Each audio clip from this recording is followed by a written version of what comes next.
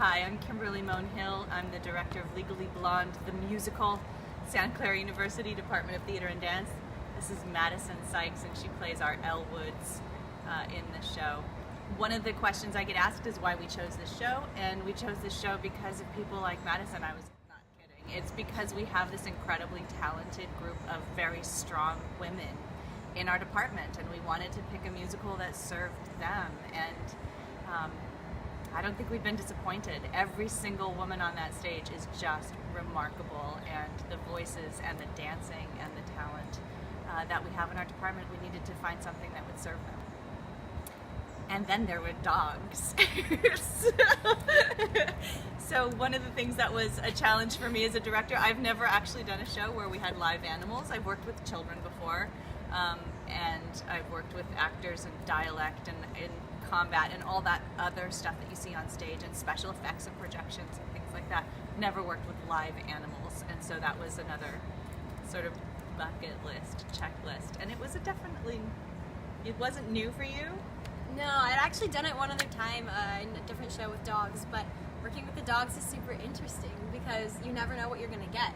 And like in regards to audience reaction, in regards to the dog's behavior, I mean, they're dogs, for heaven's sake. You can't expect too much, right?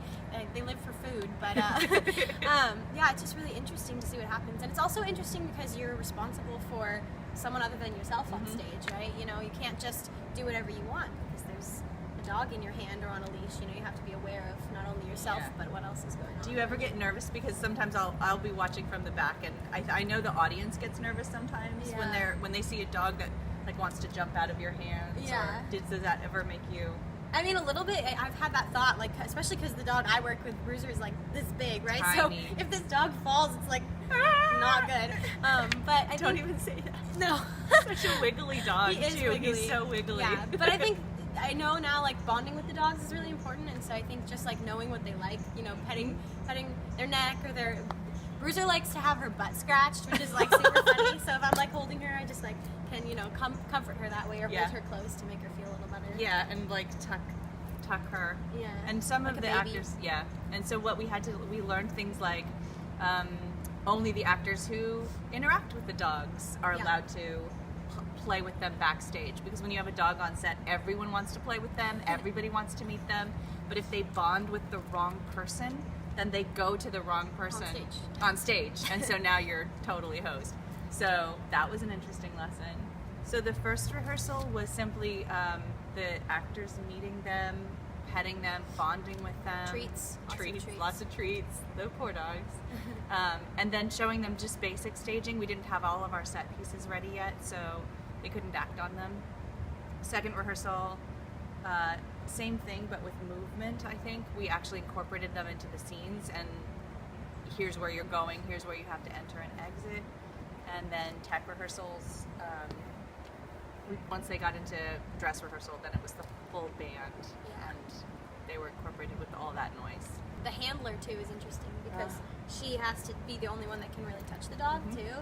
We talked about people that work with the dog are the only ones allowed to bond with the dog, so sometimes I'll come off stage and I have to be right back on stage, and we have to make sure that somebody's there to take the dog out of my hand, right? Because I can't just give the dog to random people, especially when other people are doing their own show too. So it was a learning process for her too, to know where she needs to be and, you know, what's going to work for all of us.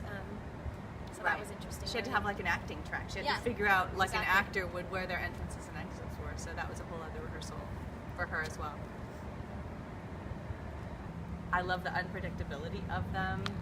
And the audience reaction. We tried to predict that. We tried to predict the unpredictability of the dogs and the audience reaction. It was like in rehearsals, okay, this is a moment that you don't even really need to be on stage. Just the dog. Everyone's going to be watching the dog. Yeah.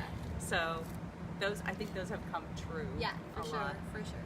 Bruiser hasn't had the effect as much as I thought he was going to, mostly because he's so little and barely noticed it there. You're mostly carrying him, but Rufus steals the show every night, gets applause in every scene that he's in. Is such a little ham dog too, like loves the stage, except at the end. Doesn't like the music or the trumpets are loud.